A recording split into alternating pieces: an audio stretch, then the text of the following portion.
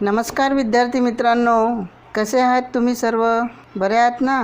मी सदानंद घनश्याम वाघमारे, इयत्ता 9वी माध्यम मराठी, विषय गणित भाग 1, प्रकरण क्रमांक 1, संच याची ओळख करून घेऊया.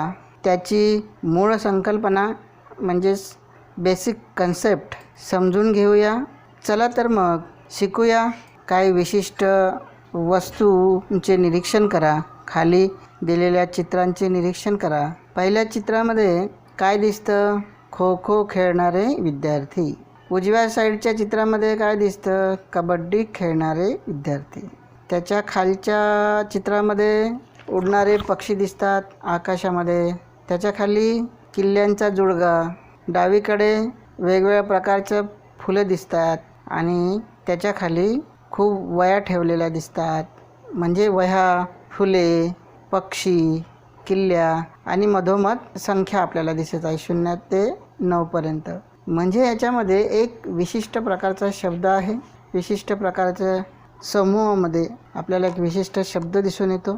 त्याच्यामुळे फुलांचा गुच्छ, खो खो खेळणारे विद्यार्थी, कबड्डी खेळणारे विद्यार्थी, पक्ष्यांचा थवा, संख्यांचा गट, वह्यांचा गट्टा, किल्ल्यांचा जुळगा हे सगळे समूह आहेत. आणि या समूहामध्ये आपल्याला अचूकपणाने त्याच्यामध्ये असणारे जे घटक आहे हे नेमकेपणाने सांगता येतात. आणि म्हणून ज्या समूहातील घटक अचूकपणे व नेमकेपणाने सांगता येतात त्या समूहांना संच असे म्हणतात. तर मग संच लिहिण्यासाठी कोणते चिन्ह वापरतात ते आपण बघूया. कोणता कंस वापरतात ते आपण बघूया. कंसाचे प्रकार तुम्हाला माहिती आहे कोणकोणते आहेत? एक आहे गोल कंस, दुसरा आहे चौकटी कंस आणि तिसरा आपण जो वापरणार आहोत तो आहे महिरूपी कंस. ह्या कंसाने संच दाखवतात. उदाहरणार्थ आपण बघूया की संच लिहिण्यासाठी हे महिरूपी कंसाचा इथे वापर केलेला दिसतोय. परंतु अक्षर कोणते वापरतात? तर इंग्रजी बाराखडीतील कॅपिटल अक्षर वापरतात ए पासून झेड पर्यंत. आता यामध्ये आपण डी हे अक्षर वापरले आहे आणि त्या कंसामध्ये आपण हे काही लहान अक्षर वापरले. ते ए ई आय ओ यू आहेत. हे काय आहेत? तर हे इंग्रजीतील स्वर आहे. ते किती आहेत? 5 आहेत. मग ह्या कंसामध्ये लिहिलेल्या अक्षरांना किंवा संख्या लिहिलेल्या असतील तर ह्यांना घटक म्हणतात. आणि यामध्ये किती घटक आहेत? 5 घटक आहेत. हे घटक दाखवण्यासाठी संचाच्या पुढे एन हे अक्षर वापरले. म्हणजे काय झालं? एन ऑफ डी बरोबर किती? 5. तर एन ऑफ डी बरोबर 5. अशा प्रकारे घटक संचातील दाखवता येतात. एनने दाखवायचं म्हणजेच number of element in set D किती आहेत त्या संचामध्ये हे अशा प्रकारे दाखवता येतं. तसेच या संचामध्ये कोणकोणते घटक आहेत किंवा कोणकोणते घटक नाही हे आपल्याला चिन्हाने दाखवता येतं. तर पहिले आपण ह्या चिन्हाचा अर्थ समजून घेऊया. हे जे चिन्ह आहे हे चिन्ह ग्रीक चिन्ह आहे आणि या चिन्हाचा वापर घटक आहे यासाठी करतात. त्याला इंग्लिशमध्ये बिलॉंग्स टू असे म्हणतात. तर घटक असेल तर बिलॉंग्स टू चिन्ह वापरतात. जर घटक नसेल तर नॉट बिलॉंग्स टू हे अक्षर वापरतात. फक्त बिलॉंग्स टूच्या चिन्हावरती आडवी रेषा मारायची. त्याचा अर्थ होतो चा घटक नाही. उदाहरणार्थ आपण बघूया डी या संचामध्ये म्हणजे वरील डी या संचामध्ये ए हे अक्षर आहे का? म्हणजेच ए हा घटक आहे का? तर याच्यामध्ये दिसतंय आपल्याला ए हा घटक आहे आणि म्हणून त्याला ए बिलॉंग्स टू डी असं लिहितात. म्हणजेच काय? ए हा संच डीचा घटक आहे. आता तसंच समजा उदाहरण दुसरं बघूया आपण. डी या संचाचं निरीक्षण करा. त्याच्यामध्ये तुम्हाला काय दिसतं की जी हे अक्षर या संचामध्ये नाही आहे. म्हणजेच जी हा घटक संच डीमध्ये नाही आहे. मग डीमध्ये नसेल तर नॉट बिलॉंग्स टूचं हे चिन्ह वापरायचं. म्हणजे जी नॉट बिलॉंग्स टू डी अशा प्रकारे त्याला लिहिता येतं. म्हणजे जी हा संच डीचा घटक नाही. घटक आहे किंवा नाही एखाद्या संचामध्ये ते अशा प्रकारे आपल्याला दाखवता येतात, सांगता येतात. त्यानंतर आपण संचाचे काही आणखी उदाहरणं बघूया. आपल्या व्यवहारातील उदाहरणे. आपल्याला माहिती आठवड्यामध्ये किती दिवस असतात? 7. कोणकोणते असतात? सोमवार, मंगळवार, बुधवार, गुरुवार, शुक्रवार, शनिवार, रविवार. म्हणजे अशा प्रकारे तुम्हाला नेमकेपणाने किती असतात आणि कोणते असतात हे सांगता येतं. म्हणून तर त्याला संच म्हणतात. दुसरं वर्ष पण तुम्हाला माहिती आहे की एका वर्षामध्ये किती महिने असतात आणि ते कोणते असतात ते आपल्याला नेमकेपणाने आणि अचूकपणाने सांगता येतं. सांगा बरं, वर्षामध्ये किती महिने असतात? 12. कोणकोणते असतात? जानेवारी, फेब्रुवारी, मार्च, एप्रिल, मे, जून, जुलै, ऑगस्ट, सप्टेंबर, ऑक्टोबर, नोव्हेंबर, डिसेंबर. बरोबर. अशा प्रकारे आपल्याला नेमकेपणाने हे सांगता येतं, अचूकपणे सांगता येतं. आता पहिल्या 10 मोज संख्या कोणत्या आहेत सांगा? 1, 2, 3, 4, 5, 6, 7, 8, 9, 10. अशा प्रकारे ह्या संख्या पण तुम्हाला सांगता येतं. किती आहेत हे सांगता येतं 1 ते 10पर्यंत. आपल्या सूर्यमालेतील ग्रह किती आहेत? 8. प्लुटो हा 9वा ग्रह आहे, पण तो ग्रह आता धरला जात नाही, त्याच्यामुळे 8च आहे. अशा प्रकारे आपल्याला हे सगळं नेमकेपणाने सांगता येतात आणि त्याला आपल्याला संचाच्या स्वरूपात मांडता येतं, म्हणजे महिरूप कंसामध्ये मांडता येतं आणि संचासाठी अक्षर वापरून ते लिहिता येतं आपल्याला. अशा प्रकारे आपण हे संच दाखवण्यासाठी ए पासून झेड पर्यंत यापैकी कोणतेही इंग्रजी वर्णमालेतील कॅपिटल अक्षर वापरायचे आहे आणि त्याच्यातील घटक दाखवण्यासाठी ABCD झेडपर्यंत यापैकी इंग्रजी वर्णमालेतील स्मॉल अक्षर वापरतात. संख्या असेल तर संख्याचा घटक होतील. अशा प्रकारे आपल्याला संच हे दाखवता येतं.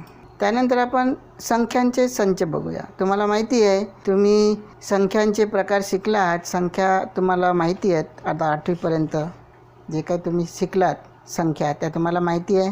कोणकोणत्या संख्या आहेत? नैसर्गिक संख्या, त्याला इंग्लिशमध्ये नॅचरल नंबर्स म्हणतात आणि त्या विशिष्ट अक्षराने दाखवल्या जातं, कारण इथे विशिष्ट अक्षर वापरतात. इंग्रजी बाराखडीतलं N हे कॅपिटल अक्षर वापरतात याच्यासाठी. तर नैसर्गिक संख्या 1ने सुरुवात होते आणि 1ने वाढत जातात. अशा प्रकारे हे नैसर्गिक संख्याचा एक संच झाला. दुसरी संख्या कोणती आहे? पूर्ण संख्या, त्याला इंग्लिशमध्ये होल नंबर्स म्हणतात आणि यासाठी सुद्धा इंग्रजी बाराखडीतील कॅपिटल अक्षर W हे वापरतात. नैसर्गिक संख्या आणि पूर्ण संख्या यामध्ये फक्त 0चा फरक आहे, म्हणजे पूर्ण संख्यामध्ये 0 फक्त पुढे लिहायचं आहे, 1च्या पुढे. त्या पूर्ण संख्या होतात आणि त्याही 1ने वाढतात. पहिली पूर्ण संख्या 0, त्याच्यानंतर 1-1 वाढवत जायचं, म्हणजे आपल्याला पूर्ण संख्या मिळतात. अशा प्रकारे ह्या पूर्ण संख्या आहेत. त्यानंतर तिसरी संख्या कोणती आहे? पूर्णांक संख्या, त्याला इंग्रजीत काय म्हणतात? इंटिजर्स. आणि इंटिजर्स याच्यासाठी सुद्धा, पूर्णांक संख्येसाठी सुद्धा इंग्रजी बाराखडीतील कॅपिटल अक्षर I हे वापरतात. पूर्णांक संख्या कोणकोणत्या असतात? त्याच्यामध्ये धनसंख्या, ऋणसंख्या आणि 0 मिळून ह्या पूर्ण संख्या होतात. म्हणजे ह्याच्यात कोणकोणत्या संख्या येतात? नैसर्गिक संख्या पण येतात, पूर्ण संख्या पण येतात आणि ऋणसंख्या पण येतात. अशा प्रकारे पूर्णांक संख्यामध्ये ह्या संख्या येतात. त्यानंतर याच्या आणखी काही याच्यातल्याच संख्या आहेत. त्या कोणत्या संख्या आहेत? समसंख्या. आपण नैसर्गिक संख्यामधून लिहू शकतो समसंख्या कोणत्या आहेत. त्या समसंख्यांना इंग्लिशमध्ये इवन नंबर्स म्हणतात. तर याच्यामध्ये हे कोणतंही अक्षर वापरलं तरी चालते, असं काही नाही. मी ते ई वापरलं, पण कुठलंही अक्षर वापरलं. याच्यासाठी वरील जसे फिक्स अक्षर आहे तसे समसंख्याला असं काही फिक्स अक्षर नाही. कोणतंही अक्षर हे संच दाखवण्यासाठी वापरतात. तर आपण समसंख्या दाखवण्यासाठी हे अक्षर वापरलं. पहिली समसंख्या ही 2 आहे आणि त्यानंतर ती 2ने पुढे वाढते, म्हणजे पुढे येणारी 4, नंतरची 6, नंतरची 8, नंतरची 10, नंतरची 12. अशा प्रकारे ही संख्या पुढे पुढे वाढत जातात. तर पहिली 2 हे लक्षात ठेवायचं, 2ने वाढवायचं, तर आपल्याला समसंख्या मिळतात. तशा प्रकारे हा समसंख्यांचा संच आहे. दुसरा विषम संख्या, ऑड नंबर्स. कोणत्याही अक्षरानं दाखवलं तरी चालेल. मी O या अक्षराने दाखवलेलं आहे. तर विषम संख्या ही 1ने सुरुवात होते आणि पुढे 2ने वाढते. तर 1ने सुरुवात, तर 1मध्ये 2 मिळवले तर 3, 3मध्ये 2 मिळवले तर 5, 5मध्ये 2 मिळवले तर 7. अशा प्रकारे विषम संख्या आपल्याला मिळत जाणार. तर हाही एक विषम संख्याचा संच आहे. त्यानंतर मूळ संख्या, प्राईम नंबर्स. तर प्राईम नंबर्स हे आपण कोणत्याही अक्षराने दाखवलं तर चालेल. मी P ने दाखवलं, कोणत्याही अक्षराने दाखवलं तरी हरकत नाही, दाखवायला हरकत नाही. तर पहिली मूळ संख्या जी आहे ती कोणती आहे? 2. मूळ संख्या म्हणजे काय होतं की तिच्या व्यतिरिक्त, म्हणजे तिला सोडून कोणत्याही इतर संख्याने भाग जात नाही, अशा संख्यांना मूळ संख्या म्हणतात. तर 2 ही पहिली मूळ संख्या आहे, त्यानंतरची 3, त्याच्यानंतरची 5, त्याच्यानंतरची 7, त्याच्यानंतरची 9 नाही आहे. 9 कारण 9ला 3ने भाग जातो. ओके. त्याच्यानंतरची 11. अशा प्रकारे ह्या मूळ संख्या आहेत आणि हाही एक संख्याचा संच आहे. अशा प्रकारे वेगवेगळ्या प्रकारच्या संख्या आपण बघितल्या, त्या संख्याचा विशिष्ट संच आहे. आणखी पण काही संख्या आहेत. परिमेय संख्या. परिमेय संख्या त्याला इंग्लिशमध्ये रॅशनल नंबर्स म्हणतात. क्यू अक्षराने दाखवतात, याला फिक्स अक्षर आहे क्यू. आणि त्या ज्या संख्या आहेत त्या संख्या P/Q या स्वरूपात असतात. म्हणजे Pची समजा 2 घेतली किंमत आणि Qची आपण 5 घेतली, अशा प्रकारे 2/5 हे परिमेय संख्या झाली. मात्र यामध्ये Q हा 0 नसायला पाहिजे. Q 0 झाला तर ती परिमेय संख्या होत नाही. अशा प्रकारे परिमेय संख्याचा पण संच आहे. अपरिमेय संख्यासुद्धा एक संख्याचा प्रकार आहे, ते पण संख्याचा संच आहे. आणि या सगळ्या संख्यांना वास्तव संख्या म्हणतात.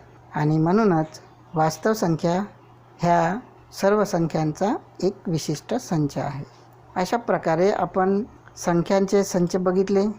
यामध्ये तुम्हाला संख्यांची ओळख झाली आणि संच कशाला म्हणतात, संच लिहिण्याची पद्धती काय, कोणता कंस वापरतात आणि ते कसे लिहितात, घटक एखाद्या संचामध्ये आहे किंवा नाही ते ओळखण्यासाठी आणि ते लिहिण्यासाठी चिन्हाचा वापर कसा करायचा, कोणते चिन्ह वापरतात हे आपण शिकलो.